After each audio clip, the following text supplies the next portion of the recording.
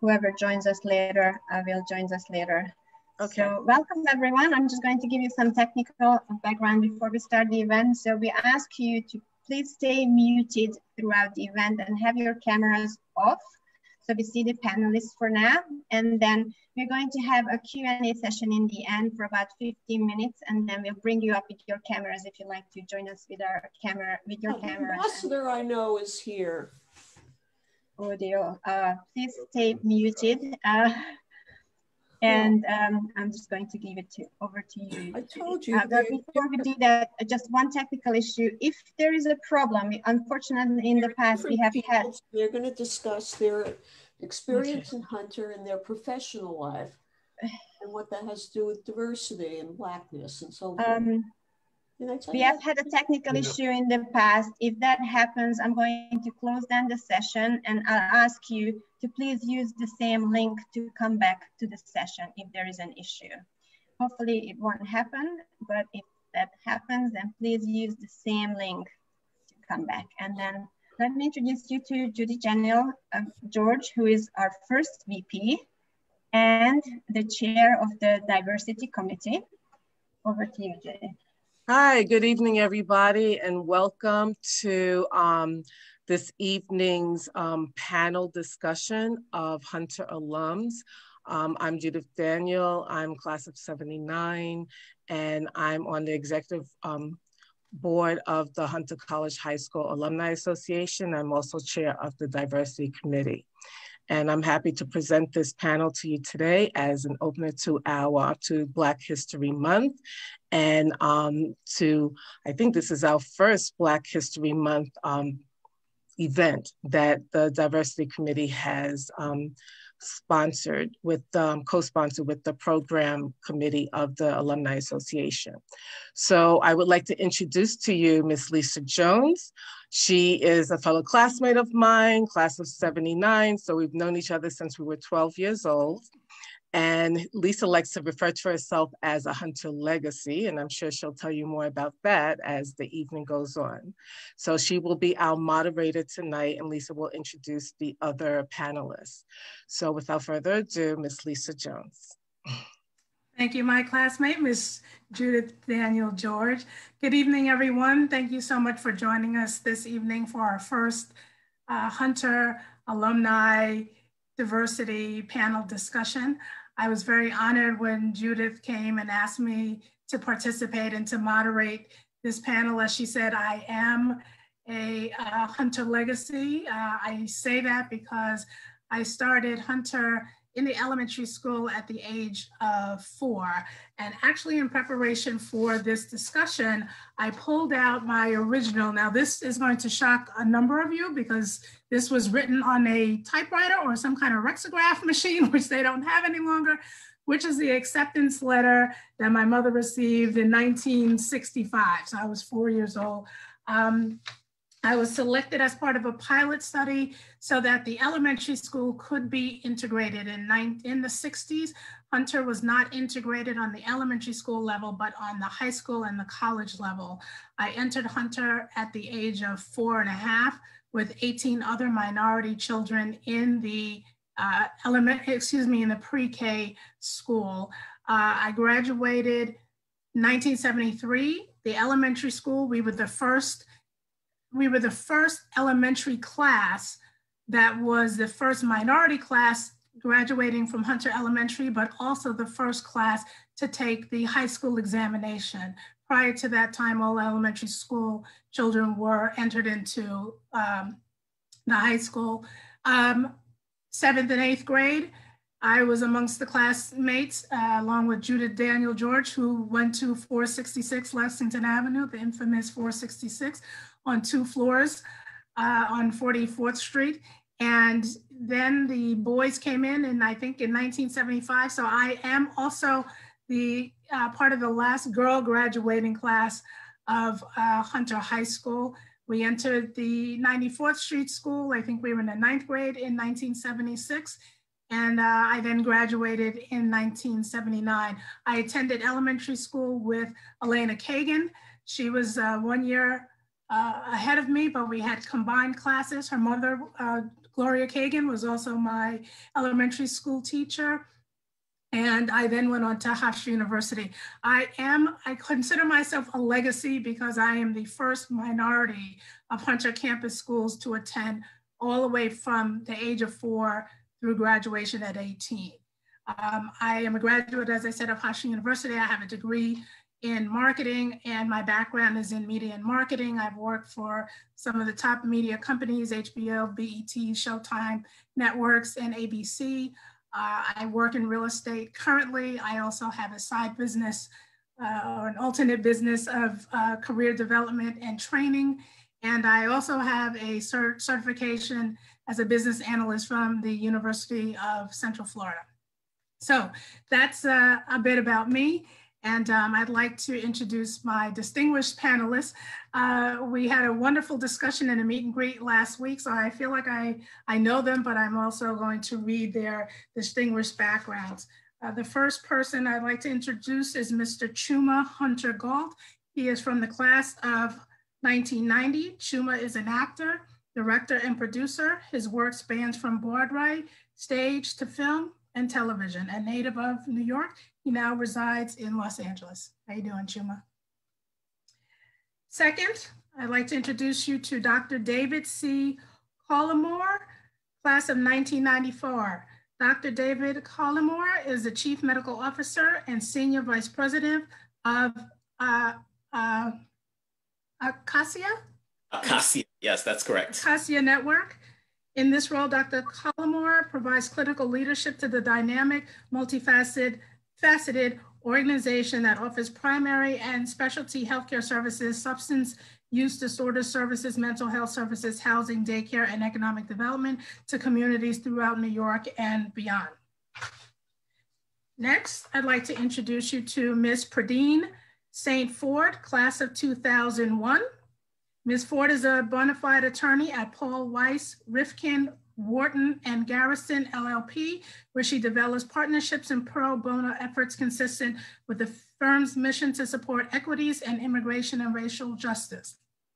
Prior to joining Paul Weiss, Pradine was a pro bono fellow in the New York office of Hunton Andrews Kurth LLP, through close collaboration with Kids in Needs Defense, which is called KIND, and the Legal Aid Society of New York City, she represented migrant youth in defense and affirmative immigration practices. As staff of the New York City Police Department and the Bureau Institute of Justice, Pradine served over 7 years in the policing field, focused on improving policies and practices in historically underserved communities. In 2015, the New York Police Department, in collaboration with the New York City Police Department, awarded Pradine a Hammer-Dinger Award, I tried to practice that earlier, for excellence in collaboration to policing services. In 2019, the National Black Lawyers selected Pradine among the top 40 under 40 attorneys in New York State. In 2020, Pradine was recognized with a public service award from her alma mater, Cornell Law School. Pradine volunteers as the Vice President of Mentorship on the board of Project Fairness. Through scholarship and mentorship, Project Fairness supports foster youth across the United States who are pursuing post-secondary education. Last but not least, we have, actually, no, not last but not least, second to last, we have Jessica Leonard, class of 2004, an executive director in the wealth management group of JP Morgan Chase. Jessica Holmes manages trading and investing, retirement, and other wealth products. She began her career in 2008 in the corporate and investment bank and has spent time in various roles across the firm, including commercial real estate and technology. In addition to her core business responsibilities, Jessica serves on the Black Leadership Forum, the Brooklyn Market Leadership Team, and as a firm ambassador at local political and community-based events. Jessica is passionate about philanthropy and has served on the board of directors for Neighborhood Housing Services of New York City, which provides home ownership education and preserves affordable housing, the Hunter College High School Alum Association, the Harvard Club of New York Admissions Committee, Black Women of Influence, and the New York Junior League. She is a proud member of Alpha Kappa Alpha Sorority Incorporated. Jessica graduated from Harvard University in 2008 and Hunter College High School in 2004. She lives in Brooklyn with her husband, 2 toddlers, and a French boo. Introduce to you Miss Eunice Reddick, who is in the class of, and I don't want to say it incorrectly, but I'm going to let you introduce yourself and tell us a little bit about your background, Eunice. Thank you. Let me, am I unmuted? I'm a member of the class of 1969. And I guess one of those early classes, all women, we came out, we were ready to do anything and everything. And I went on to New York University and then obtained a master's degree in international affairs after a bachelor's degree in history, focusing on Africa from NYU. I worked at the African American Institute for several years before joining the US Foreign Service way back when. 30+ year career as a US diplomat serving in Africa and Asia. I was fortunate to have had several ambassadorships in Africa.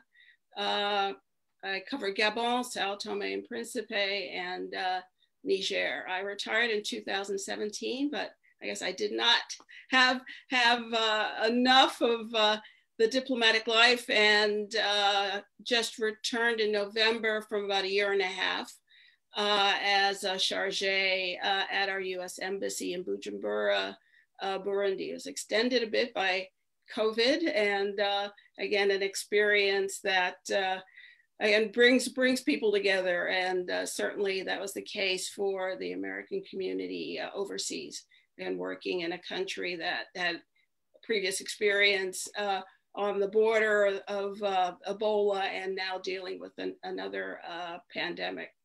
I had a great assignment out of the numerous assignments I've had in Washington as diplomat in residence at Howard University from 2010 to 2011.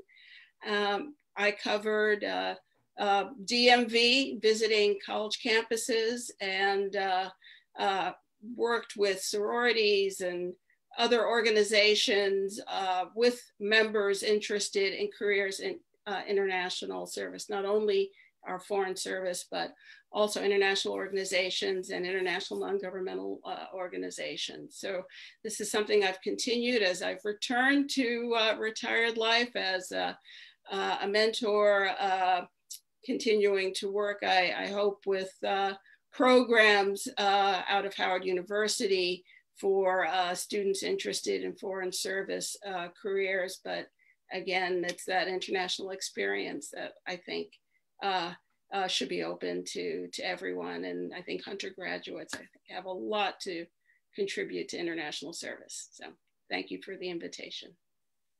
Wonderful, thank you, thank you.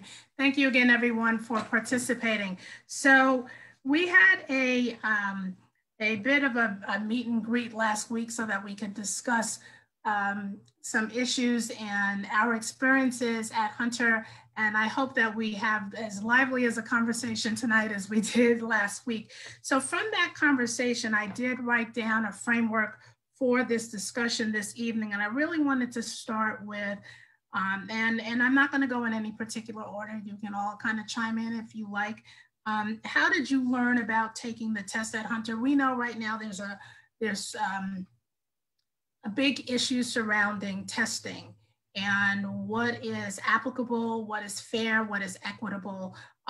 But there's a lot of concern about diversity and the disparities in the opportunity for children of color, people of color, minorities, whichever category you may want to consider yourself to be in the opportunity that Hunter provides students of New York City. So in our conversation last week, it came up, you know, how did you actually learn about Hunter? We all came through Hunter in different ways. Chuma and I think are the only ones that started in the elementary school. So he helped me understand that my new moniker is survivor, right? So, you know, as survivors, our experience obviously is very different because we entered Hunter at a very young age and probably didn't really know anything else. So for those of you who came in taking the test, what was your experience? How did you learn of Hunter? Was it through a parent? Was it through a teacher? What?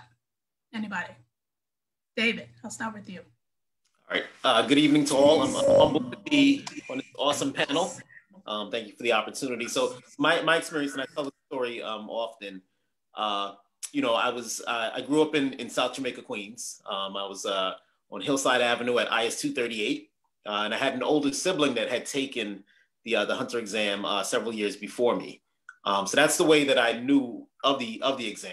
I remember going to the principal's office in junior high school and saying, there's this test, I think it's coming up soon. I'd like the opportunity to take the test. And in true unsupported fashion, they said, well, we don't know what you're talking about. You know, go figure it out. So if you can imagine a little 11-year-old boy, but my parents had instilled in me a lot of confidence, and I was really persistent. So I went back another day and I said, you know, I really think there's a test coming up that I'd like to take. You know, I'm in these SP classes. I think I'll do well on the test. So they said, well, you know, we're not sure what you need to do and figure it out. So I did some, I don't even know how I found out about when the test would be taken, but I went to them and they said, okay, well, this if that's how you have to register, we'll help you register. And then I asked them, well, how can I prepare for the test? And they said, we don't know, go figure it out. So, you know, it was at a time, you know, no one that I knew at least was going to Kaplan or to Huntington or to any test prep programs. So I went to what is probably the finest public library in New York City on Merrick Boulevard, and went to the library and took out an SAT prep book and went home, and I used that to do practice questions to prepare myself for the exam. But if it was not for having an older sibling that had taken the exam, I probably would not have known anything about it. Okay, all right. Jessica? Yeah, a lot of that story rings true. So I was in a gifted and talented program in a public middle school in deep Brooklyn. Hunter is about 90 minutes away from my house, no matter how you cut it.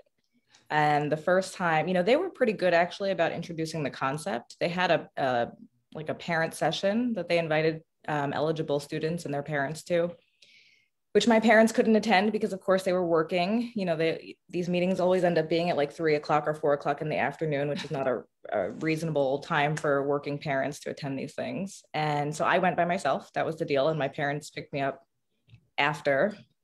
And when I came home and said that I had to pay for this exam, they looked at me like I had 7 heads. But I said, we have to pay for the test, but we won't have to pay for the school if I get in. So that was the deal, that they would at least pay for the test. And I actually remember when I took the test, I think there was a bad snowstorm similar to what's going on in New York right now. So it was a whole hassle to get there. Like, you know, like it's like a bus and 2 or 3 trains to get there in 4 feet of snow. It was one of my first times on the train altogether. You know, before Hunter, I really lived in Sheepshead Bay in Brooklyn, basically within a 2-mile radius. That was like very few times we went into Manhattan at all, and definitely not up that high. Right. So, and the other thing is that my dad, who took me to the exam, had to take off from work that day because he had to bring me to the exam and then wait for me to finish the exam. And it's a few hours, and then take me home. So, you know, I feel lucky to have had the opportunity to even take this test. I remember sitting next to friends and their parents at that parent session that I talked about, whose parents had entertained the idea, but just said, like, this is way too much. It's too far. You know, it feels very separate from our lives. We don't know those people. So unfortunately, I think a lot of parents, we can talk about the value or pros and cons of testing all day long, but I do think it's a strange proposition, at least for the kids in the boroughs, to travel so far to school and to be in an environment like this. And I'm glad that somehow it worked out for me, but it's understandable that a lot of people kind of get a roadblock at that point. Right. Eunice? Yeah, it was an interesting process. I grew up in Harlem, and I went to one of the, actually my elementary school was right across the street from my apartment building. And it was during the period when they were developing in the education system, these IGC classes, intellectually gifted children. And so I took a test at third grade for one of these classes in a relatively new school, which was the John H. Finley School, which was right at the end of City College. It was a newer elementary school. It had an affiliation with City College. So at that point, I was already getting into the testing system, but what we experienced, so what I experienced between 4th and 6th grade then at PS 129, John H. Finley, we were always taking tests because we were sort of that school connected to the ed programs at City College. So when the opportunity came in 6th grade to take this test, I didn't know anything about Hunter College High School, but it was just another test. But, again, being prepared to take it, and I guess I really didn't think much of it. There were about 3 or 4 of us, if I recall, 3 of us who made that transition from 6th grade to 7th grade at Hunter. But I didn't know until I entered Hunter how important it was, because my big sister, again, she was an 8th grader, her actual sister was at my elementary school and didn't get in. And how much the little sister had expected to pass the test and to gain entry. So it hadn't really occurred to me. I didn't know, I didn't have the background how important it was, to be part of this experience, Hunter High School. But I think that preparation, having, we were used to testing, that really makes a big difference. A big difference. Exactly. Right. Pradine? I think my experience actually is in part similar to Eunice's, in part similar to Jessica's more. I remember when Jessica was talking about the snowstorm, there was absolutely a huge storm when we took it. I found out about the test because my mom would just advocate and talk to everyone and anyone and wanted me to be tested and take every exam. And there was no preparation for me. She was just like, all right, we're taking this exam on this day. No detail. I don't know. I have no idea if there was a cost. I'm listening to that part of it. I'm like, I don't know if she paid, because we weren't, there wasn't enough money to pay for exams. I don't know what she did. But this idea of just having that experience of taking exams, I think was something that that my mom pushed for, because she realized that I like to read. She was moving me. She already had the habit of moving me from one school to another based on testing. So I was in a gifted and talented school. I think it was ultimately someone in that school who just told her about the exam, but I don't remember there being a big kind of systematic push or sit down. I think my mom just showed up when she could because she worked. So she showed up when she could show up, and she's the type of personality, if she says, I want my kid to take an exam to be tested, she's gonna take an exam. You are going to figure out what she needs and give it to her. Right. Okay. Yeah. Okay. And Chuma, I think because we have a similar background, your parents find out, and this is the school you're in. Do you remember what year did you enter? Were you in pre-K? Yeah, kindergarten I believe is the first year I started. So I don't think I had any real concept of any the hurdles or anything anybody had to jump until probably sometime in 8th or 9th grade. Maybe I realized that the new kids who had come in had to prove themselves in a way that we hadn't. Right. And I was trying to think if I feel like it made them work harder. You know, if I feel like the kids that came in sixth grade, seventh grade, felt like they owed something to being given the opportunity. And that crossed my mind at times, because I feel like a lot of those kids came from the outer boroughs. There were a lot of Hunter kids that started in kindergarten. I feel like were Manhattanites, or at least the Bronx, the near Bronx. So for me, it was more when we got into junior high and high school to recognize that some of my friends, especially the ones that lived in deep Queens and Brooklyn, all the way out there, it seemed like there was a different kind of commitment to the school. Yeah. That's interesting. Again, coming from the elementary school, I will say, and briefly so we can move on, you know, being in an environment where you are sort of the prodigy of whatever the next level is, to be in the sixth grade and then have someone say, well, no, not good enough. You now have to take the test with, right, the other 2,000 students in the city, at least for my class, was quite disheartening, because it was, there should be no reason for retesting. So in a way, I agree with Eunice. I think that, you know, there's this preparation that happens on a very young age for testing when you have been identified as gifted and talented. To be in a nursery school that I was in, I was tested for 6 months off and on at the age of 3.5, identified as such, and being prepared for when the test takers came. This is the scale, this is the standard. Although she's identified as such, she needs to be prepared. So I think we can all believe that whether you're prepared or not, whether you think you are or not, someone along the way has said, yes, this child is ready and is, you know, should be seated within this, you know, within this sphere of high, you know, academics in a school such as Hunter. I want to ask about socioeconomic differences.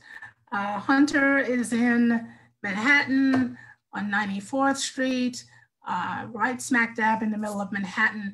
And as we've all agreed, most of us, I think, came from the outer boroughs. I lived in Manhattan purposely until I graduated 6th grade.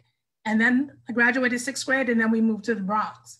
But so many people have come from the boroughs, but then have integrated with a number of students who come from, I'm just going to use the word maybe.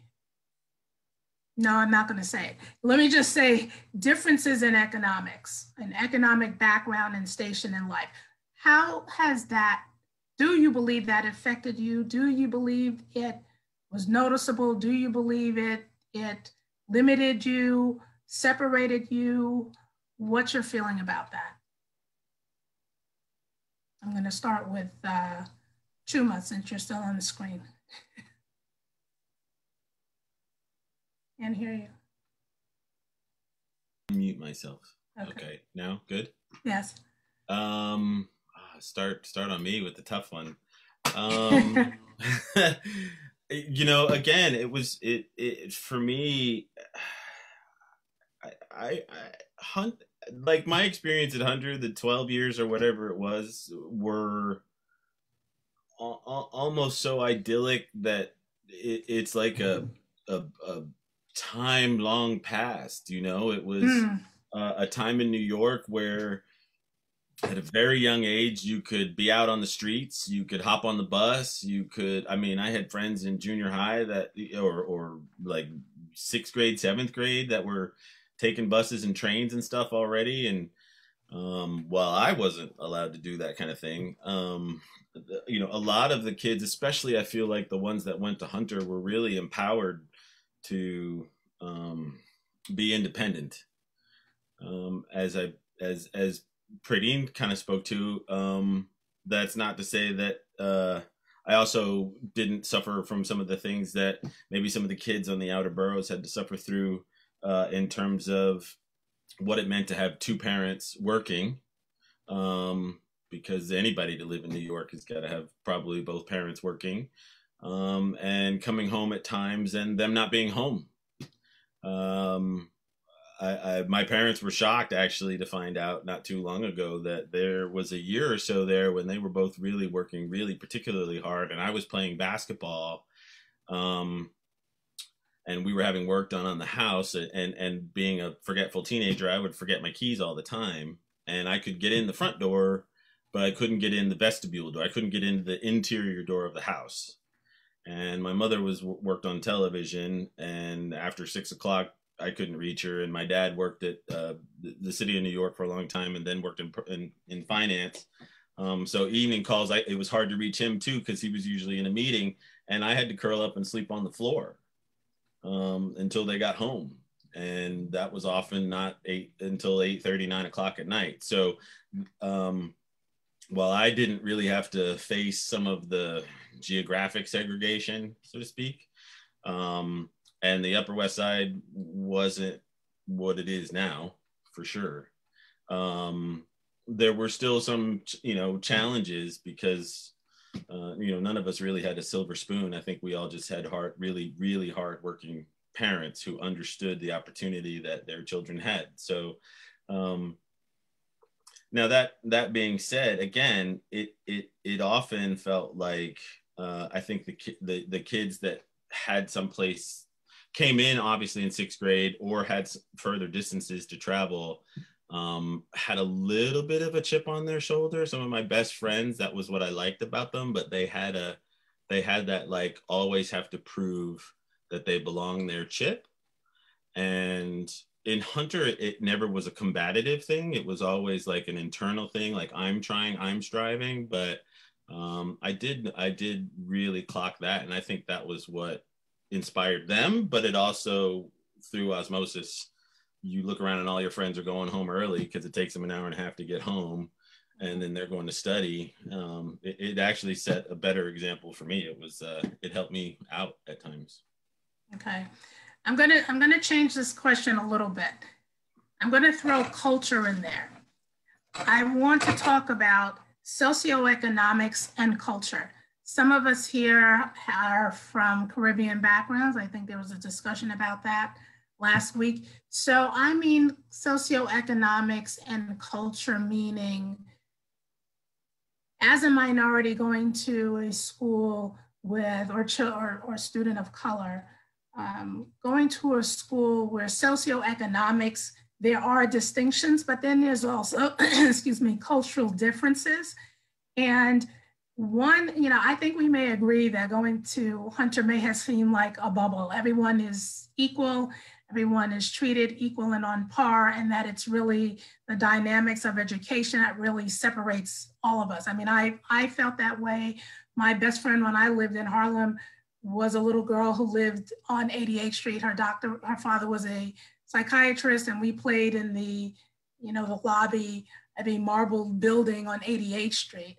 I think I told this story the other day where, spending the night and her having a maid, sort of took care of my needs. And the day that the maid wasn't there and the mother didn't know what to do with all this hair, she took a ribbon and tied it up. I thought that was, we're footloose and fancy free, till my mother, a very proud mother who, as a little girl back then, and Eunice may jump in and agree with me, back then you only wore your hair out when you went to church or you were going to a funeral or a birthday party. And when my mother found me standing on a corner of Park Avenue with no shoes and big hair, selling lemonade and cookies for the synagogue, she nearly had a cow.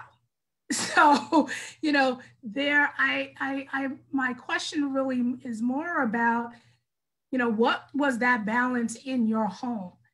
You are sent into an environment where there's a plethora of opportunity and so expanded from what you may be used to at home.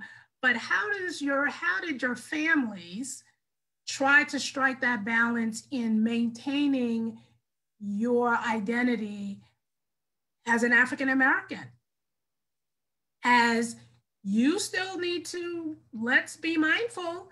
You can't put your foot in my lap and say, oh, well, you know, when I'm at, you know, Sandy's house, you know, the maid ties my shoe. My mother said, well, you won't be going there anymore. Well, why? Because apparently you are you know, directing my wanting you to, you know, have an expanse in culture. I think we need to be really mindful about who you may identify with, and is there such a thing as that, right? Is there such a thing as that? Jessica, what do you think? You know, I started in 7th grade, and we're so young at that stage still that it took me a little while to really realize all of the socioeconomic differences, the cultural differences, of course, but the socioeconomic differences, it took me a few years to really understand. It just always felt like I had to work a little harder in the beginning because the people who seemed to be a little bit better off could somehow get home by like one bus or walking. And then it was like, that was a clear divide, the kids who could kind of stay in the playground a little bit longer versus those of us who, like Chuma said, had to hop on public transportation to get home pretty quickly. So that was the way that it first really appeared to me. And then as I got older, of course, later on in the high school years, you know, the vast differences between my very middle-class background, some people who were maybe less fortunate, and then some people who were way more fortunate. That's when that really started to appear in a lot of ways. Even last week when we were joking about, you know, we would scrounge up, the couple of us would scrounge up pennies and quarters and loose change that we could find to go get 3 cookies for $1 at the deli, the bodega on 97th and Lex. Because they gave 3. So that means, you know, it was like a pool. 5 of us could probably eat off of those 3 cookies. And then eventually toward the end of our time at Hunter, they opened a Starbucks on the corner, and that on Madison, and that became like a big, you know, that was like $7 a latte, but it was the cool thing to do. And that was a challenge because, you know, there was no more sort of crowdsourcing for $1.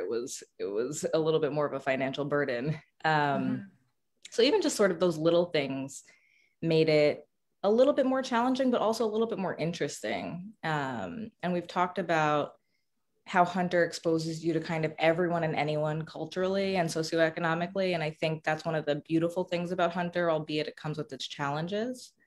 So that by the time I went to college, I wasn't really fazed by anyone's station in life because I had met and sort of, in almost like Chuma said earlier, like in an idyllic way, all of these people as peers, as equals, no matter what background they came from. So I really appreciate Hunter for that. The last thing I'll say is that Hunter also pushed the agenda in class, in different classes, about topics like this when we were there. And it was, you know, we were really encouraged. There's this debate ethos for, you know, that the school has, and we were encouraged to have a lot of these hard conversations in the classroom over years. And so, you know, different people from different backgrounds took different positions, and it was just a good stomping ground to kind of iron those things out and see how other people thought, and to try to sort of draw trends based on their backgrounds and experiences, so that again, when I got into the real world, I felt very prepared at the very least. So Eunice, I'm going to let you take the last stab at this question, just because you are a child of the 60s. So what was your experience in this realm?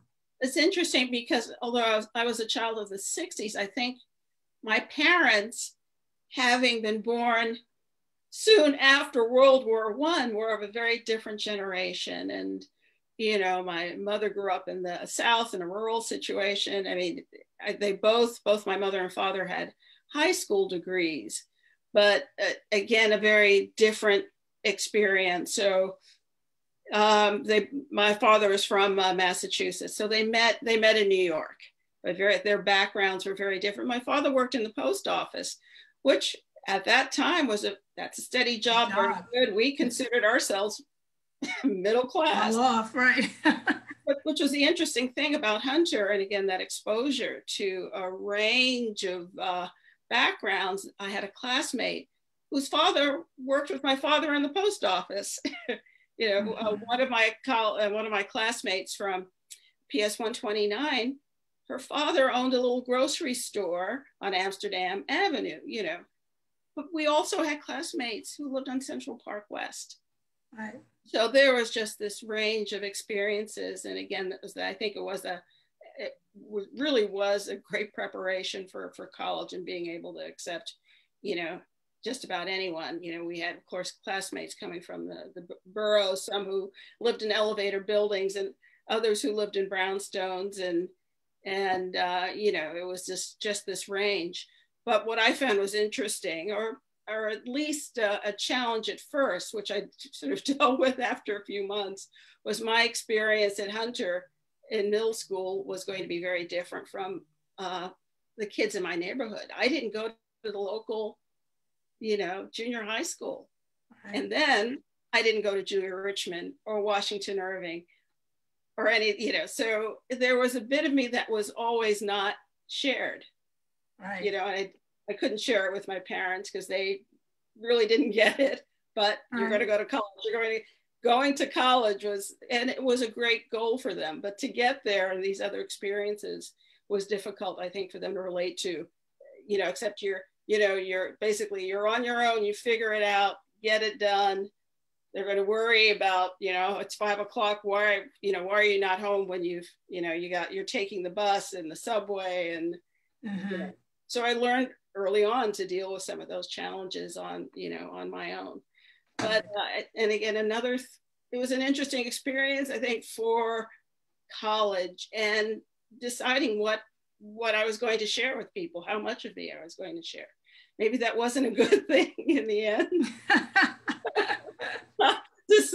Something's always going to be hidden, but Hunter sort of placed me in that situation because there were things that, my parents, really couldn't figure out in my class, and they were all, my neighborhood friends were always my neighborhood friends, and, we still see each other.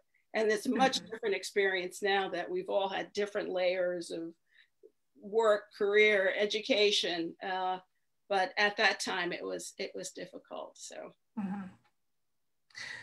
So we have two males on this panel, and I guess as being someone who was part of the all-girl class, I really didn't give that, the last all-girl class, the boys that came in after us were really sort of like little brothers to us, and they were only like a handful. And of course, by that time, you're heading into 9th grade, 10th grade, so they really were like, whatever their experience is their experience. But for the two males on the panel, please share with us what your experience was as an African-American male at Hunter. And not only that, how different do you think, if any, was your experience to your African-American female classmates? I'm going to start with you, David. Right, it's a great question. And I think, anytime you're one of a few, you always have the sense that you're representing the entire whole. So in my graduating class, I can remember, I think there were only 4 Black males in my graduating class, and I think all of us came in the 7th grade.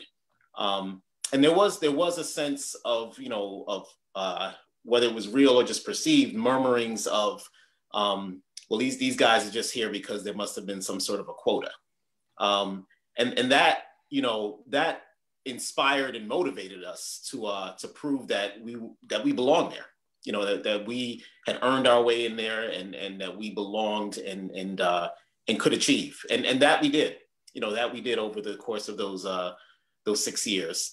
There definitely were more Black females than there were Black males, which to a high school male is a wonderful thing. But it was also a very brotherly and sisterly environment. So I really appreciate the way that the Black females motivated us, sort of kept us in check and kept us in line, and made sure that we didn't embarrass our people. So I think there was really a sense of camaraderie particularly with the Black females and you know, the few Black males that were there. You know, I'm the son of two parents that emigrated from Barbados. So there's, you know, I think every Caribbean person has probably more pride than any other group of people in the world. You know, we all represent our flags and represent our people and have a great sense of ancestry. So I think that also, you know, built into my character, into many of our characters. And then also, you know, my family is also a very religious family, very spiritual, strong Christian values, active in the church, and the word of God really inspired us and kept us up and kept us confident. So even when we didn't have the same financial resources as somebody else, you know, the Bible verses that were instilled in us from young told us that we were as good or better than anyone else. So I think all of that, you know, played into it, but it's a unique experience for an African-American male. And I think it takes the support of family and outside of Hunter in order for you to be able to survive Hunter as a Black male. Mm-hmm. Mm-hmm. Great. Chuma? Yeah, I actually just came across, my mom was going through some stuff and found this. I don't know if you guys can see this, but this is my 4th grade class in 1982. And is that in the back? That's me in the back. Yeah, here we go. Yeah, exactly. So that's Miss Friedman's class and 4th grade. So that was my class, and yeah, we called each other the Survivors Club. So in this group, there's 27 kids. There's 15 girls. There's 11 people of color, and of the 8 of them were girls. So we talked about this before, but I grew up or came up in that first group before 6th grade, not only with an incredible sense of community, but I never felt like a minority, and I never felt like I was other. I think that was at the time through the 80s there, late 70s and early 80s, we were almost like post civil rights and more like getting on with the business of like, okay, this is what we fought for. Now let's all just make this happen. As an adult looking back at it, because I may be completely, I'm not going to speak again for everybody, but I would strain to try to recall too much beef that had to do with any sort of segregation or institutional racism or prejudice towards me or the other people of color in my class. Maybe if I thought real hard on it, of course, as a student, you think everybody's picking on you, or at least I did, probably because I deserved it half the time. But looking at this photo and looking at the girls in it, especially the girls of color, I mean, every single one of them had a greater sense of self-possession, strength, character. All these girls, I mean, I'm looking at Katrina and Keisha and Cherie and Jessica Nudell and Joyce Matsawani and Kyoko Ina. All these girls didn't take any stuff from any of us little boys, but they also seemed to carry themselves with confidence and pride that for me set the example as I aged for who people of color are supposed to be. We of course are supposed to walk through the world with our heads held as high as anybody else, because that's how we grew up and that's how we were supported. So it's again, it may be becoming starting in kindergarten, because then now you already have that group, and as I said, my class was 50-50 just about. And there were maybe 3 other classes, in my grade that seemed to have all the same kind of demographics. So I come out on the side of the experience was incredibly enriching for me as a Black man, as a person of color, because it was a world in which I was not an other. It was a world in which I was part of the dominant culture. So I grew up, and I'm light skinned and all that shit, you know, and blue eyes. I mean, come on, I just got kinky hair. If it was any straighter, you know, I could really claim some shit. But I never ever grew up having any like sense that I was less than. I don't even like using the term minority, because right. Hunter gave me a strength of character that I don't know, you know, where else I could have gotten that. So that was my experience. Right. I would say I agree with you. You know, that example that I gave you a little while ago, you know, even as young as I was, I think going, you know, living in Harlem and going to, at that time, 69th Street, it was just a world, it was an even playing field. I mean, people came from different backgrounds, different ethnic backgrounds, economics, and, you know, we were equal. No, I never felt any different. And I think I agree with Eunice a little bit. You know, there's sort of a straddling, right? When you are that one kid that goes to a school, you know, where no one has gone before, and you come home in the afternoon and people, you get off the bus, they're like, where did you go to school again? What's that school again? And why does the name college in your school? What kind of school is that you go to? And, you know, there's this understanding that, you know, and I think the idea of just the broad experience of it, I think we could all agree, does not really come until much later. Your real depth of appreciation, I think for me, did not come till much later, again, because I was there for so long. But, you know, marginalization is a very interesting thing. And I think we're all kind of agreeing that we didn't feel that way. Judy is on the call. I will say, you know, we talked about this last week.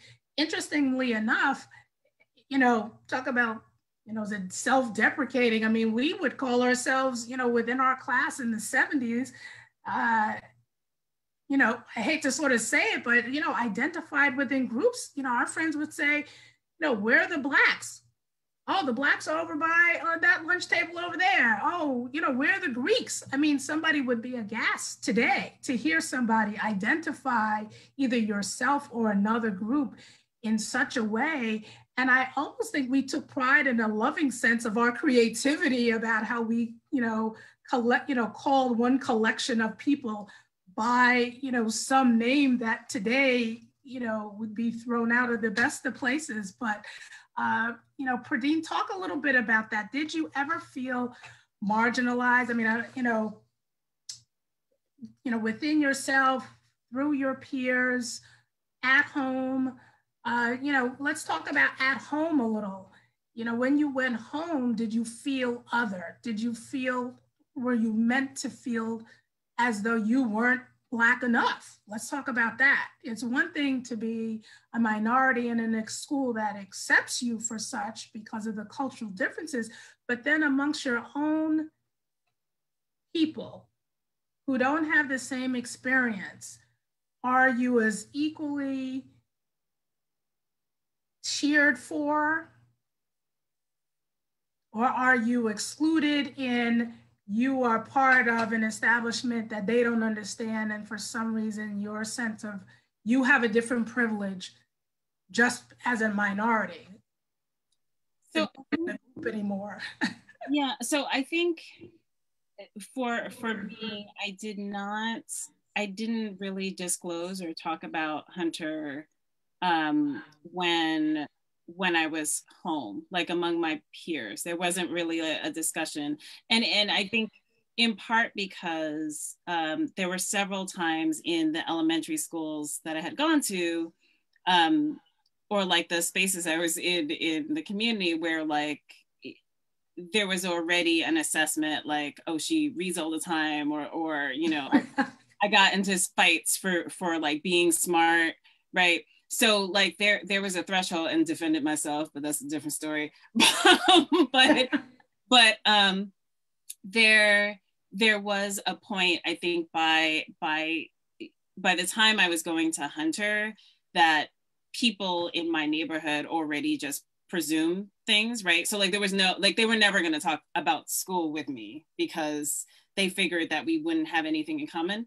And then there was the folks, I guess, in the neighborhood who I would have had things in common, like they were already like pushing and doing like super busy and doing school things, right? So like there was someone in the neighborhood who went to Stuyvesant, and honestly, like we met on the train, like, and she lives up the block. Why? Because neither of us were really outside like that. Like we were inside studying, because both of us, I think a couple of folks talked about backgrounds. Like my mom is Haitian, and I have a single mom, and actually the girl up the block also has a single mom. And it was home, school, library, or, you know, if you had a already like sanctioned event that your mom said you were able to go to, that's where you would go. And so we would see each other on the train and catch up and talk about. And so that's one person I would talk to school about because we were on the train.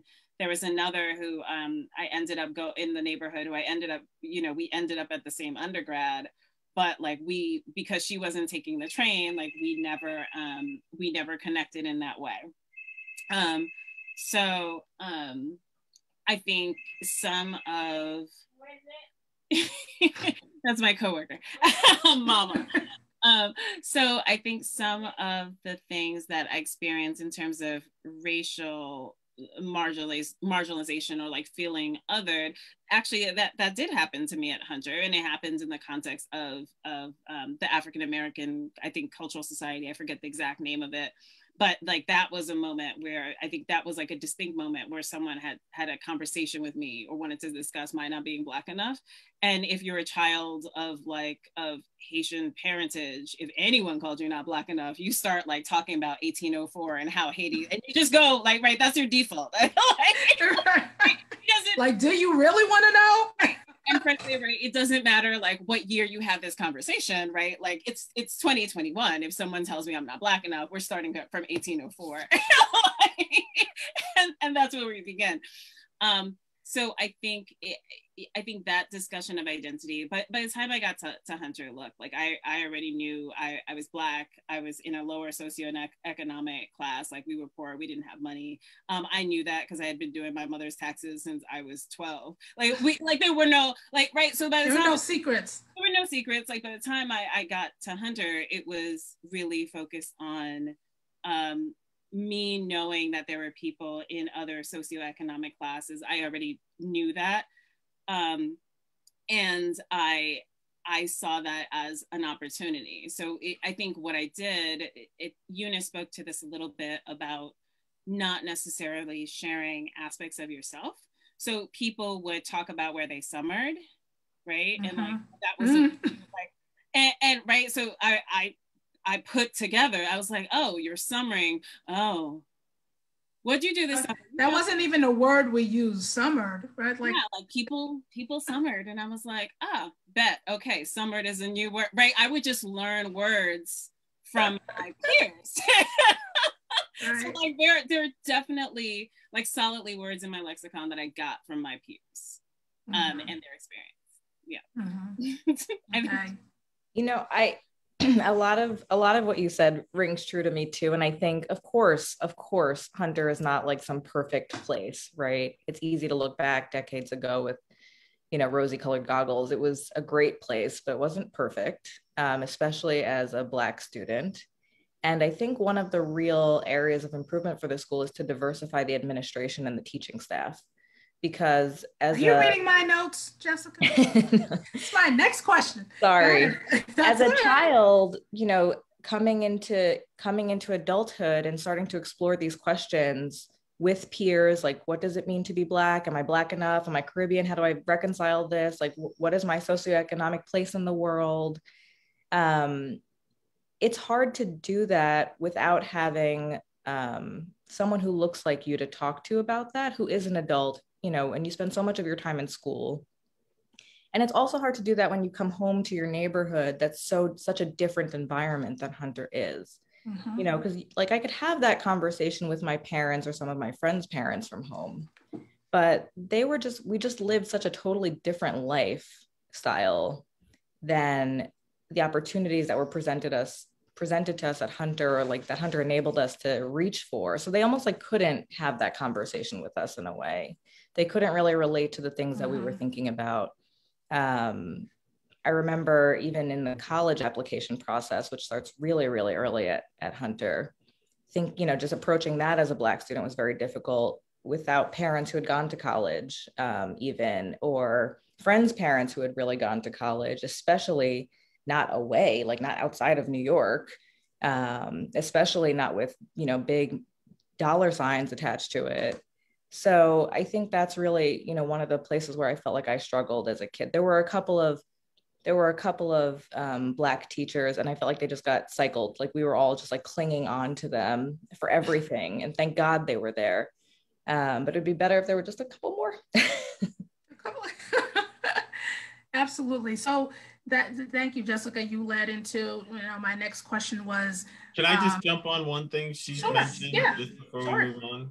Sure. It wasn't until actually I left Hunter grounds and went to other environments that I felt any sort of sense of other. And for me, I was caught in the middle because I remember going to basketball games, and that's where, it was the kids from Hunter and not being Black enough, or boy, you talk funny, what's wrong with you, stuff like that. When we'd go to Julia Richmond or Seward Park or something like that, that was part of the heckling, was like, y'all ain't Black enough anyway, so you're not going to win this game. Don't even try it. But then it was, I also got smacked in the face on the other side, because I remember trying to get out and be a young man with some of those schools on the Upper East Side, Rosemary and Spence and all those schools. And that was the first time, kind of when I was out at 15, 16, where I took one of those East Side apartment elevator rides that open into the apartment.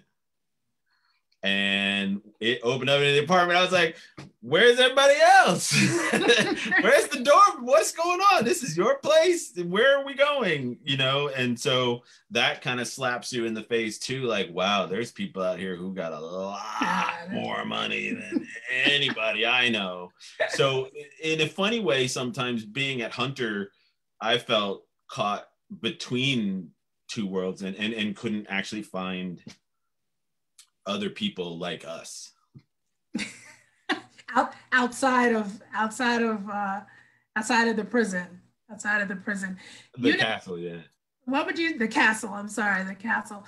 What would you say, Eunice, in terms of faculty, when you were attending Hunter? Do you believe that there were faculty or the administration, was there the kind of support, and this may be a rhetorical question, but were there people you could go to? Do you believe there was equity in terms of your academics, your support, acknowledgement of your talent, acknowledgement of your efforts? Or did you feel that just came from within, that you really didn't have the support beyond just, classroom? Well, this is where the 60s do come in to the picture. I graduated in 69. In 68, we had the assassinations. We had cities going up in flames. And a handful of us, again, a very small number in this school without a support system. I think at the time there was an African-American guidance counselor or a counselor. And there were a couple of teachers, but there wasn't a presence there, or they hadn't figured out what kind of support students needed, because what we could see, the world was going up in flames. The world was literally going up in flames. And here we are in this little cocoon. What do? We're getting ready to go to college. We're leaving in the next year. Where are we going? So that was missing, but that was the situation, I think, in the world around us as well. So it would have helped, certainly it would have helped to have had more support. But the school had just, they had not experienced this before. So, and I hope this changed over the years, at least with, more people of color on the faculty administration. But again, without this small group sort of clinging together, you know, the students feeling like there's no bottom there, there's no support. So, right. David, what would you say in your grade, and again, being only 4 males, having probably predominantly Caucasian women as your academic stewards, what was your feeling in terms of support and what you needed to do in terms of competition, in terms of acknowledgement? I mean, you know, really, I guess I'm asking, you know, is anybody feeling that they were not steered, they were not guided the way that maybe their fellow classmates might have been guided? And do you believe that had anything to do with the fact that you were a minority, a student of color? Yeah, I think, well first, let me say that the picture that Chuma showed was impressive. I mean, I'm impressed by the diversity in that picture. You know, that wasn't the Hunter that I remembered. And I think, you know, I think the statistics say that even today, it's even less diverse than when I was in school. So I think there are existing issues today that need to be addressed. And I think, you know, as I alluded to before, I think the support outside of Hunter is vital to your survival there. So I came to Hunter knowing who I was, you know, grounded and confident. So I wasn't really looking for someone to, you know, I don't want to say I wasn't looking for somebody to support me, but I had so much support at home and at church that it really didn't matter what anyone said to me at Hunter or anywhere else. And I think that's really important. And I think that's sort of a theme that, you know, in the brief time that we spent together in getting to know the other individuals on this panel, every one of us, you know, seems to have been very confident and almost made individuals prior to coming to Hunter, almost to the point where nothing could shake our confidence. But I am very appreciative for the few Black faculty that we did have. You know, I can remember Mr. Austin, who was a music teacher and also, you know, coached us in basketball. Just a really cool guy. You know, the first person of color that I knew that had a Lexus. You know, I thought he was the coolest thing in the world. And really, you know, always had a kind word to say to us. And you know, and we had Miss Martin, Miss Miley. So I remember them to this day. And I think it's important to have those models that at least you can see them and be encouraged by them. But I think it's really important, particularly for an environment like Hunter, where you're the overwhelming minority, that you have that level of confidence within you, or else it's going to be very difficult to survive some of the you know, questions about self-confidence or questions about do you belong here, or if you struggle on an exam, you know, am I really worthy of being here? You really have to have that before you come to Hunter. Right. Okay, so unfortunately we are now at the time where, and this time is going by really fast. I think this was, you know, really engaging, and we probably could go for another hour. I do understand that there are some questions we're going to open up for Q&A at this point. And Ernico, am I taking the questions? Actually, we have 2 people in line, so okay. Anyone who wants to come online with their video cameras now, you are welcome to, and thank you again for coming. We also have Tony Fisher here. Sorry, Tony, calling you out, who is the principal of the high school currently. And Joy Hecht was the first one who wanted to ask her question. So over to you, Joy. Thank you. So I just watched, as you can tell from looking at me, I was at Hunter a long time ago. I was class of 74. And so it was a different world and all girls. And I just watched the press conference the other day about the whole issue of racial diversity in the school now, which was better when I was there, but not great then either. And I'm wondering, I saw the way the 5 young women who spoke, and I was struck that they were all female, but that's another issue. I was struck by, the way they spoke and their experiences, the way they described them anyway, seemed very negative, or that's what they talked about. Now, maybe because it was press conference. What most of you are saying sounds like, yeah, it wasn't perfect, and no, the racial balance wasn't like what you had at home, but it sounds like y'all basically really liked Hunter and thought it was a great place to be, given that there were some issues. And so I'm wondering whether you think it has changed. Clearly the racial balance seems to be worse now than it was then. Or do you think people are just more sensitive to issues like this now? I mean, is there a difference, or is it just that they were focusing on those issues because of the nature of the press conference? I can jump in. Oh, I was going to jump in too. Oh, okay. Go ahead. So, ladies first. I was just going to keep talking. But so I think it's a couple of things, right? So right now I'm talking about my Hunter experience that was ended 20 years ago, right? If you had stopped me when I was 18 to give you the good, the bad, and the ugly, or 17, the conversation would be very different, right? Because it's right now it's tempered by time and having a full appreciation of the fact that education really did help me. Education, like the social and literal education, helped shape a lot of aspects of my career and open doors for me that I understand fully wouldn't have been opened. I think what's we're experiencing now is that we're able to hear the voices directly from people at the school, and they have a microphone.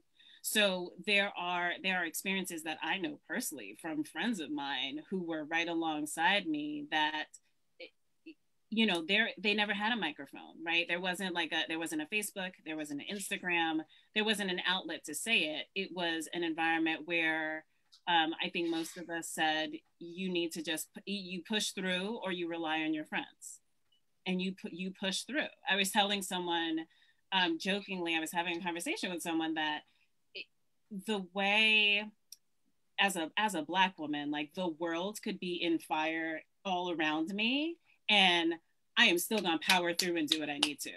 That is not everyone's experience. There is an emotional detriment to that, but there is like a psychological power through that I think many have powered through, and those who have not, we don't hear from. So I think it's the experience of the young women who are currently at the school is like absolutely valid, and we need to respond to the moment where we're in and not necessarily think about, well, is this a new problem that hasn't existed before? Because I think that's where you lose the value of the voices that are there. So I think we listen to the voices that are there about what's happening now and figure that out, because yes, it ain't no new thing, but we need to respond to the thing in the moment with the people who are experiencing it now. Correct. I just want to add for 1 second on what Pradine is saying. I think the ability to be vocal is easier. There are many platforms, and I think whether it is welcomed or not, people have the comfort of feeling empowered even in the discomfort. I think when I shared with you all last week, when I was at Hunter, although I was accepted as part of a pilot study, it almost seemed as though, you know, these 18 children were accepted and so be it, without any support. And I expressed in our conversation last week that our parents, as young as we were, you know, with discussions coming home, talking about inequities and lack of support, our parents back in the 60s would gather us up on a Saturday and debrief us as to what was happening in terms of their children's education, where they could not be heard in the PTA, but there's something to be said in number. And they brought their grievances to the PTA. So to the person who asked the question, I don't think it was a land of milk and honey. I don't want people to walk away and feel that, you know, we all dance in delight. There were issues, but I think over time, there are now opportunities that people can feel and speak more freely and heard in different venues. But the issues of challenges and things that were not happening to the liking of children of color's parents was very evident still way back, you know, 50 years ago. Just one quick point I'll add to that also. I often say that the kids of today are much more intelligent than I was back then. I think I was pretty naive. And I had shared an experience that when we talked on Friday, that I remember being in a classroom setting at Hunter and going around the class and everybody saying what they want to do when they get older.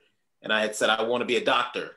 And the response from the teacher at that time was, you need to think of a plan B. And I wasn't even, you know, I don't want to say intelligent enough, or I sort of brushed that comment aside, and it did not affect me at all. But I think children of today are more intelligent, they comprehend more, and because of that, they're able to express themselves more, and they have outlets to express themselves. And the fact that the numbers at Hunter are worse now than they were 25 years ago, yes, is a statement that something has been failing over time, because that should not have been the progression if things were, you know, continuing down the road that they should have. And I think just in general, you know, everything that we went through in 2020, you know, as a nation, as a society, a lot of things have been unearthed in the last several years that demonstrate that we have a lot of work to do as a nation. Correct. I just wanted to jump in on that, the question that Pradine answered a second ago, from someone who after high school kind of moved away and was looking back at New York and at high school in terms of what happened. And for me, two things really jumped out. And one, it was in the mid to late 90s, the competition to get into Hunter seemed like it reached a level that was incredible. I mean, it was like people were cutting off their arm to get their kids into the school. They were calling in favors. They were getting letters from senators. I mean, the cachet that came with the Hunter education, when I was there, we were still kind of a ragtag little lab school, you know what I mean? And then it became one of the top schools in the nation. When you have that level of competition rise and the ability for certain groups and certain people and certain families to call in those favors or to exercise a type of leverage over whether or not they get in, and that could even just be top level test prep, you're going to then marginalize even further anybody like a Pradine or a David or a Jessica coming from an outer borough, coming from a family where you're reaching up to get onto that level. The handholds are going to be limited. And then I think the cost of living in New York City really changed the dynamic for who could afford to, you know, if you live in deep as Brooklyn or deep Queens, can you really afford the time it takes to get your child to and from that school, or are you just better off staying local? So I think there was some definite economic segregation that happened after my classes, after I left. Okay, we have a ton of questions, so I don't know how we are on time, but next is Beth, please. Beth Harper. Yeah, and just building on what David Collymore just alluded to, what do you think is the best, you, the panel, what do you think is the best way to increase the number of Black and Latinx students at the school?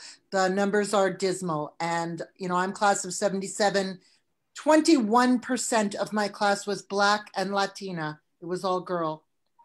I think now it's 2%, 5%. I mean, we're talking one or two kids, you know, a handful of kids. How do we change that? What if you could change it tomorrow, what would you do? David, you spoke about this pretty eloquently last week. I wish I had written down what I said. But you know, one of the things I have the pleasure and the opportunity to serve as a pediatrician in the South Bronx. And I see kids, you know, every day that look like me, that grew up that were born in areas and grew up in neighborhoods just like me. And they have the potential to succeed at Hunter. I think a lot of it is the knowledge of the opportunity. And it has to start from young. You know, you don't survive at Hunter by starting to academically excel in the 5th grade. You know, you really have to inform parents from nursery school that there is this opportunity that's coming that could potentially change the very landscape of your entire family for generations. You know, and it has to be painted like that, because it really is a great opportunity. I mean, the academic excellence that surrounds you motivates you to another level. So you need to be in that setting in order to get to that level. But I think first and foremost, we have to first inform young parents that your children have this opportunity that is free, that you do not have to pay $30,000 a year or $40,000 a year to send them to a private school, but you have to start preparing for it now. And I think once you start to inform the masses, Hunter is still a secret in many minority communities. I tell people I went to Hunter College High School and they're like, oh, I didn't realize Hunter had a high school. And here we are, in 2021. So I think informing parents and then starting to prepare students. Chuma alluded to it, the test prep that people are investing in at this time is mind-boggling, something I would never have been able to afford. I couldn't come home and tell my parents, hey, I need you to spend, 2 paychecks for me to go sit down in the classroom and have somebody teach me. And some people are investing in this for years. So I think, we have to inform parents early, and there has to be an intentional investment in test preparation for minority students that will be free of charge in these communities. If Hunter is serious about changing the landscape of their ethnic breakdown and racial breakdown, there must be an investment in preparing students from a young age. I remember when I found out shortly after joining Hunter that there were groups of students who could either afford it or who came from certain groups who prioritized it, I guess, that were in Saturday school. I was like, it was like a mind blown moment. I was like, this is why I'm struggling here. Like you have a whole extra day of school that someone is paying for. And then we all show up on Monday to the same class. That's right. That was just like, not even like in the like realm of opportunity for me. Like quietly kept secrets. So I definitely think it's a lot of outreach. I also think like if I had a blank checkbook and I thought I could fix this problem, it would be a couple of tangible things. It would be Saturday school options for everyone equally. It would be busing a bus service to get to school because transportation is a real issue. Like I think when I was 12, I was like 80 pounds soaking wet. And my parents were not comfortable putting me on the train, on like the bus to the train to the bus to the train, and then like walking uphill around Lexington Avenue. Like that just wasn't. So they scrounged all their pennies together to like charter a bus with a couple of other families. And that was a huge economic burden on our family. And I still to this day don't know how they like made the numbers work to make that happen for like the first year. And the third, probably most controversial thing I'll say is that the test. So, the way that I think about this test is the same way that I think about college. Like imagine if college admissions were only based on the SAT, what those classrooms would look like. Like you could just have a bad day that day. Like you could just be coming to take a test in a blizzard, your first time kind of going into Manhattan, and it's just scary and unsettling and it has nothing to do with your potential. So, I understand that comes with a huge administrative burden, but I think, I kind of wish that we had a more fulsome application process that would prioritize other things than like we're putting so much emphasis just on this one exam, this one time, right? Like you don't get to try again. You also don't have alumni interviewing or like alumni experience, which I mean, yeah, right? Because if we're talking about I think the way that David eloquently talked about people who he sees and he sees that potential, I have absolutely had that experience when like I see a kid who's like 5, 6, and there's something about them that I'm like, huh. And I think we all have that in part because of that experience of going there. And so like if there is a route, like creating a network of folks who can be an access point. It's a great idea. Yeah. Okay, we have lots of questions, so let's move on if we are okay with that. Next question is Chloe Verloc, current student. Hi, thank you all so much for taking the time to speak, and I really enjoyed getting to hear everything.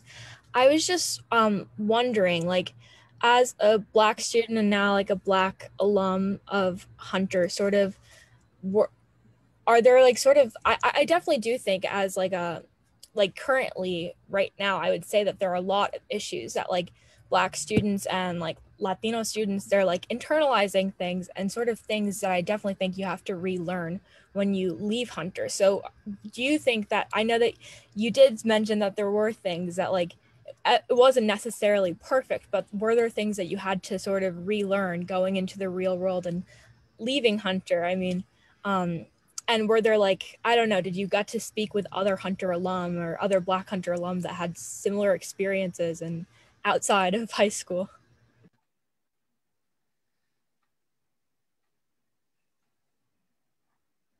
I guess it would be a young, intelligent mind that would challenge us with that sort of question.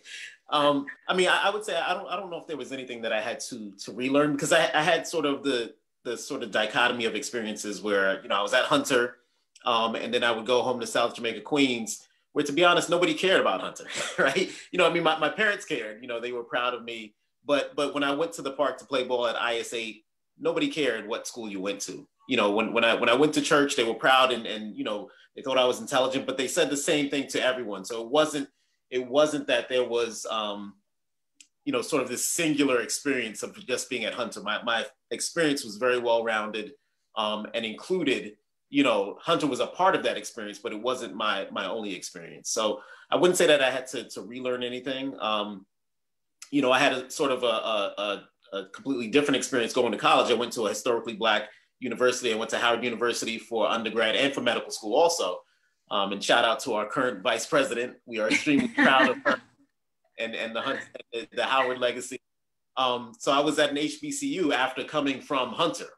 So it wasn't that I had to relearn, you know, how to be around Black people, because that was sort of my home and upbringing experience anyway.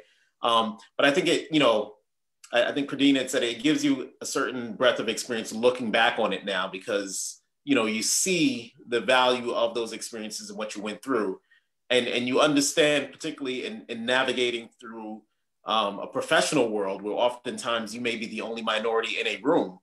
It's not a new experience because I already went through that at Hunter. So I know how to navigate that space. I know how to be confident in that setting. So there were life lessons that it taught me. And I think now, you know, what you hear from all of us is really a desire for equity and for other students to be able to benefit the same way we benefited from the Hunter experience. I had to relearn that I wasn't, that like my ish didn't stink. I'll say that, because, you know, one of the things that Hunter is really good for is like, if you'll let it, building up your confidence. Like, you know, we are a gifted school. There's a small community of us. And, you know, maybe because of race and some of the things that we've talked about, it's a little bit of a spectrum, but like definitely when I went home, I realized, you know, I just thought I was like the smartest thing in that zip code. So, you know, coming out of Hunter, I was, you know, it was a little bit of like a slap upside the head. Like you're just, you know, you're just you, and you've had, you know, you got a little something, but there's also a lot of other smart people in the world and in different ways. So that was one thing I'll just be candid and say I had to relearn my freshman year of college for sure. But another just kind of call, and thank you to the Alumni Association. I know we're coming up on time for bringing us together, because these, I know we're all zoomed out, but these talks are so important. We drop off as an alumni association, I think, when went to the recent grads. And then, you know, people kind of come back to the mix on their own or in their own way, but like, it would be great if we could provide support to students who are, you know, who are going into college, or again, at the point when they're going, you know, leaving college and going into the workforce. It'd be great if, you know, a lot of us on the phone who care about these issues, that's what we're here, could kind of like reach back sooner in the process and like really start to build those relationships with the graduating classes at the very least, or earlier. That's an excellent point, Jessica. I agree. I think our getting together should not only be at our 5 and 10 and 15 and so on reunion. To the young lady who just asked that question, I'm going to let you, I'm just going to say this briefly, Annika. Chloe, you asked that question, and about, you know, do you have to learn anything or relearn anything?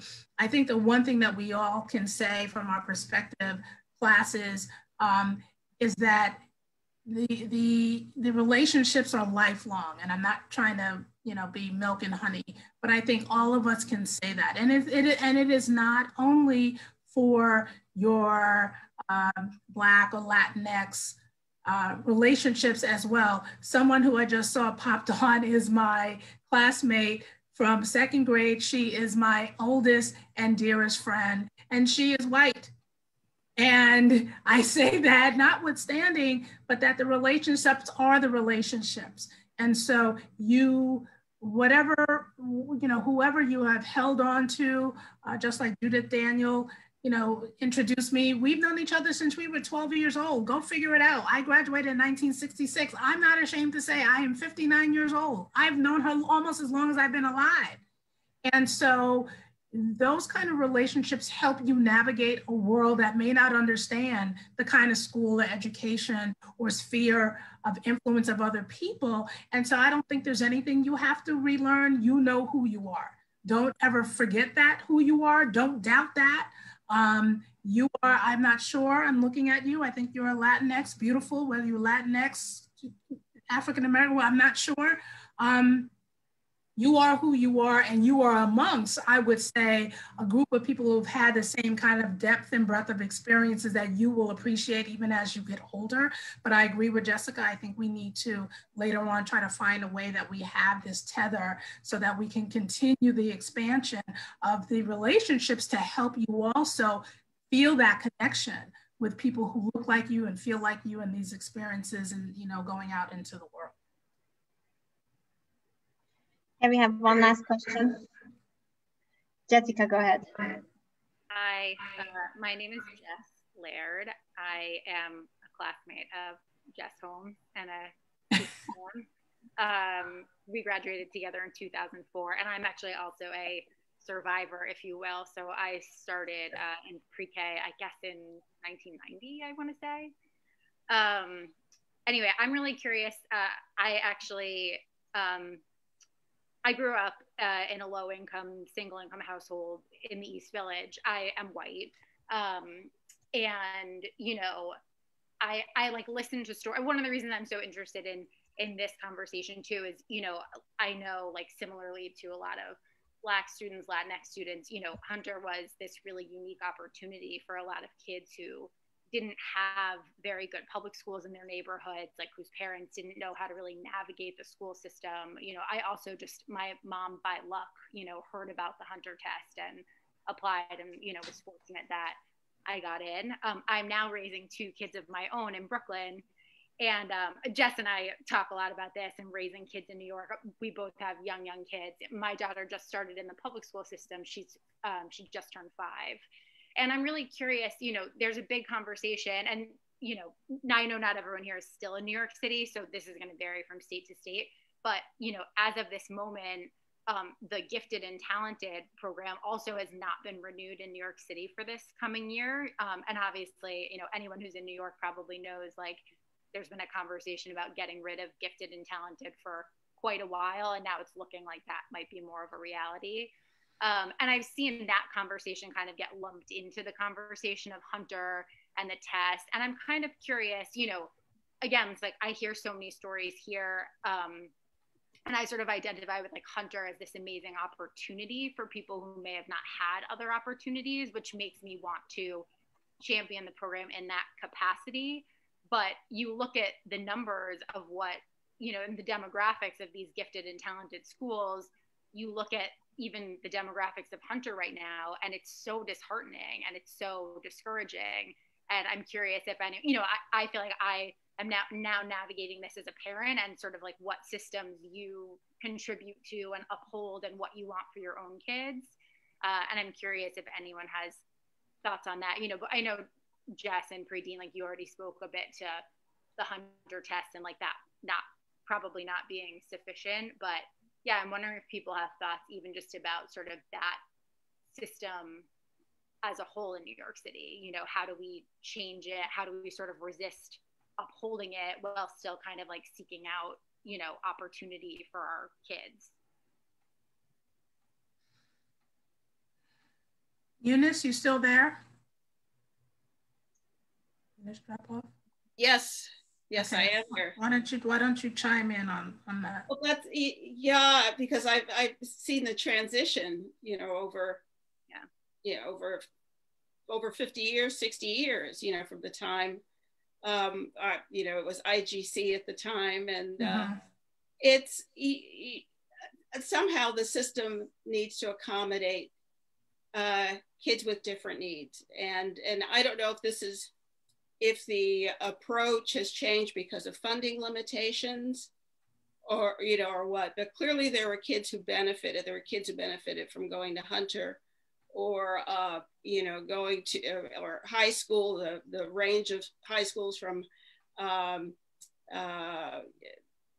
Stuyvesant to Hunter and other specialized high schools, but also, at lower grades, having opportunities that focused on talented kids at an early stage who didn't go to those schools, but excelled in public schools through middle school and in public high school. So I've had, again, thinking of my friends from my neighborhood and where we ended up and what they went through to eventually end up in satisfying careers. And they took advantage of different opportunies, public school and parochial school, public school. So somehow I think there needs to be the different opportunities for parents and kids to, and their children to take advantage of them, for them to decide. So I've been out of New York long enough that I don't know what the limitations are, if it's purely budget or if there's really been a change in the the thinking about education, starting off early childhood through middle school and secondary. But I think you need to have that mix, public schools, charter schools, parochial, I would say I think the opportunity, as Eunice said, is important. There need to be opportunities, a diverse set of opportunities. I know when I was coming up in the 80s in Queens in District 29, it was called EGC. It was exceptionally gifted children. And what it does is put you in a setting where you're challenged, where the kid sitting next to you is academically competitive at a young age. It's not the perfect system, and it needs to be designed in such a way that it's not sort of an exclusive system. But I think what you lose in not having that is the fact that those kids in South Jamaica, Queens will not have test prep, will not have been challenged academically, and then will therefore be less prepared to meet the criteria to enter into a school like Hunter. So the current criteria is a test. It's a test that kids must sit down and take. You must be comfortable taking tests. You must, almost enjoy taking tests in order to succeed. And without identifying kids at a young age and preparing them towards that, what you get now is the kids that have been prepared by their parents because their parents have means to prepare them are now flooding Hunter, and you're losing those marginalized kids that don't have access to those means. So I think there has to be a balance. There has to be a way to get kids that are in lower performing schools to have an opportunity to get out of that. I'm a physician. I've been taking tests all my life. I would not go to a physician that has not passed tests. So testing, I have sort of a mixed review of testing. Because there are not many careers that you can excel in without being able to take tests. You have to take your MCAT, you have to take your USMLE tests. I have to do my board certification every 10 years. So my thing in speaking to people is don't be afraid of the tests. But the test should not be the only criteria for acceptance and for evaluation. I think on that note, we could go on forever. I put in the chat that if you're interested in being involved in the diversity committee, email us at info@hchsaa.org. I personally would like to thank everyone for coming, teachers, administrators, students, former students, alumni, everyone on the panel. And I'd like to give it over to Judith to close the meeting. Can I say one thing? Mm-hmm. Sure. Can I say one thing?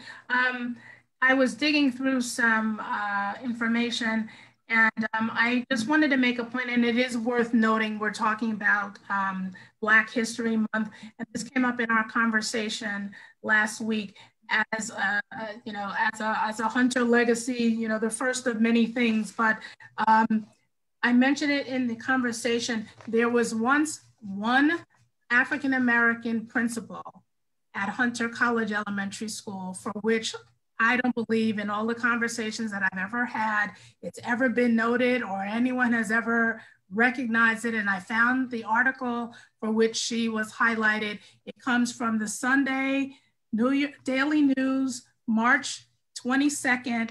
And ironically, not only is it a half-page article on her, but who is in the picture with her but yours truly right here.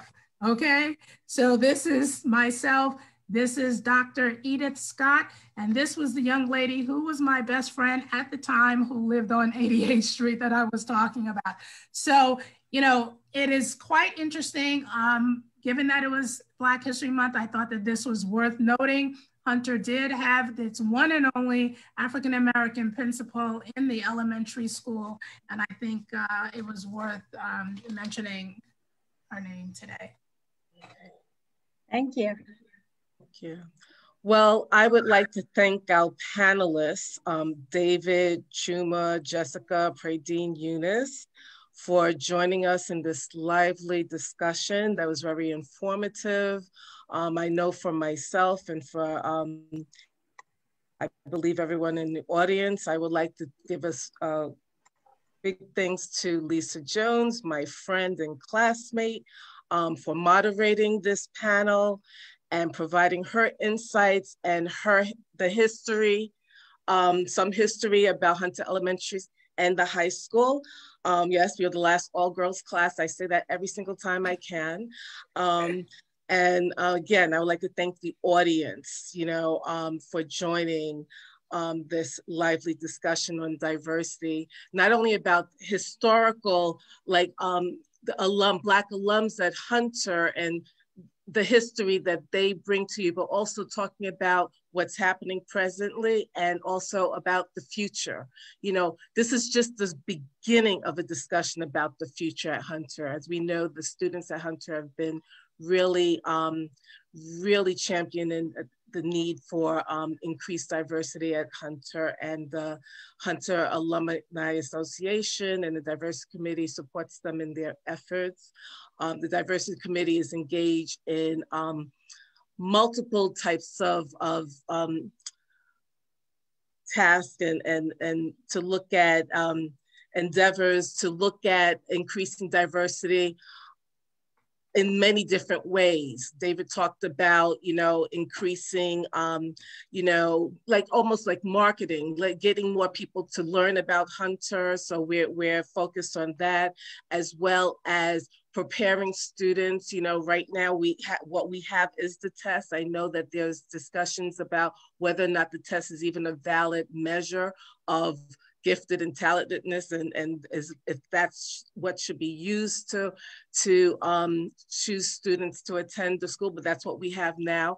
And even with that, with, you know, test enrichment programs that we're focused on, because once kids are at Hunter, they still need the supports. So we're focused on that, as well as the experience of the students when they attend Hunter. And we have our recruitment committee, our admissions reform subcommittees, and our retention subcommittees that's actively working to really provide information and recommendations to really to change what's the present numbers at Hunter, you know, because the ultimate goal is to graduate more students that have Black, Latinx, and lower socioeconomic backgrounds. And as you can see that, and including myself, going to a school that was diverse enriched our education. And so we want, we want to maintain excellence at Hunter, but we also believe that a diverse Hunter is an excellent Hunter. So on that note, I'm gonna say good night to everybody. Thank you again. Join us again. There are many programs this month that the Alumni Association is sponsoring.